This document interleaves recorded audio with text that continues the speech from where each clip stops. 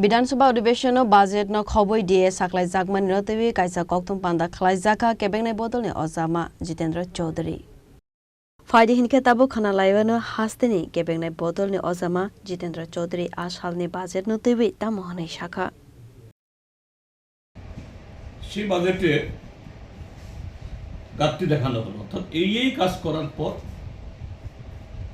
যে টাকা এখন ধরা আছে যে আয় হবে বলে অনুমান করেছে কেন্দ্রীয় খাত থেকে এত টাকা পাবে রেভিনিউ থেকে পাবে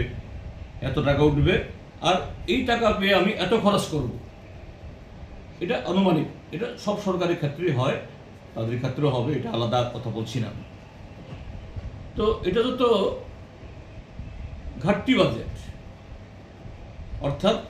এই কাজ করতে গিয়ে তুমি যে খরচ ধরেছ এই খরচ করার জন্য তোমার আয়ের ক্ষেত্রে ধরা হয়নি এখন ধুম করে তার 2 সেকেন্ডের মধ্যে মুখ্যমন্ত্রী বলে ফেললেন যে আমি 5% দিয়ে ঘোষণা করলাম এতে আরো 500 কোটি টাকার বেশি লাগবে তা তোমার ঘাটতি বাজেটে যুক্ত হলো তো এটা সম্পূর্ণ একটা প্রচলিত যে কনভেনশন এ থেকে আলাদা আরে তোমার এত বাহবা করাতে তুমি তো 25 তারিখ বললেও তোমার বাহবা থাকবে শেষ দিন যেদিন এই বাজেট পেশ হয়ে যাবে তারপর তুমি বলো না হ্যাঁ এই খরচটা এর সাথে যুক্ত হবে তাহলে এখন যে আমরা আলোচনা করব আগামী 19 তারিখ থেকে আলোচনা শুরু করব কি আলোচনা করব কারণ আমাদের সামনে তুমি ঘাটতি ধরেছ 215 কোটি টাকা ঘাটতি ধরেছ কিন্তু ঘাটতি তো 200 না মুখ্যমন্ত্রী ঘোষণা সহ এই ঘাটতি আরো 500 কিন্তু এই কথাটা কাগজপত্রে নেই আর অর্থমন্ত্রী যখন এই বাজেট যখন তার এই পাস হবে স্পিকার যেদিন বাজেট পাস করাবেন সেদিন এই 500 কোটি টাকা যুক্ত হবে না অথচ আজকে রেকর্ড হয়ে গেল আরো 500 কোটি টাকা খরচ হবে কিন্তু স্পিকার যেদিন বলবেন এত এত এত এত এত এত এত এত এত সেদিন কিন্তু এই 500 আসবে না তো এটা এক ধরনের যে প্রচলিত যে এই বিধানসভার যে নিয়ম কানুন এটাকে সাইলেন্ট করা না আমি বুঝি না ঠিক আছে ডাক্তার মানিক শাহ মাননীয় মুখ্যমন্ত্রী মহোদয় এবং প্রণজিৎ সিংহ মহোদয়ের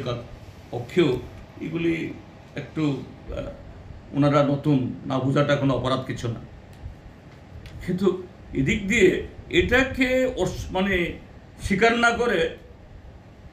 ওই পরিষদীয় মন্ত্রী বলছেন আমরা বিরোধীরা কেন বিরোধিতা আরে আমি তো বিরোধিতা করছি না তো আমি তো দাঁড়িয়েই বলছি প্রথমত যে হ্যাঁ আমি স্বাগত জানাচ্ছি আই ওয়েলকাম কিন্তু এটাও বলুন যে কত শতাংশ বকেয়া এখন ডিউ কত আমার জানা মতো 22% পাওনা তুমি দিচ্ছ 5% আরো 17% পাওনা এই 5% লাগু হওয়ার পরও আরো 17% পাবে এবং মাননীয় মুখ্যমন্ত্রী কিন্তু কবে থেকে লাগু হবে এটাও বলেছেন হ্যাঁ আচ্ছা ভালো থ্যাংক ইউ কিন্তু হলেও আরো 17% বকেয়া থাকবে এটাও বলা উচিত তিনি যদি ভাবা করাবেন এটাও বলুন আপনি এই খরচটা কি বাজেট বরাদ্দের বাইরে মনে হচ্ছে না এখন শুনো বাজেটে কি হয় বাজেটে একটা সবসময় একটা প্রস্তাব নিয়ে আসা হয় কিন্তু সরকার মনে করলো যে না আমি এই খাতে খরচ করব কিন্তু বাজেটে নেই এটা ওই যে অ্যাপ্রোপ্রিয়েশন যে হয় যেমন আজকে বাজেট পেশ হওয়ার আগে একটা যে অ্যাপ্রোপ্রিয়েশন অতিরিক্ত ব্যয় বরাদ্দ ওই তখন অতিরিক্ত ব্যয় বরাদ্দে অ্যাডজাস্ট করে নেবে রাজাখর আগলিনি সিমি প্রণবনি কক্থম চিনি খরা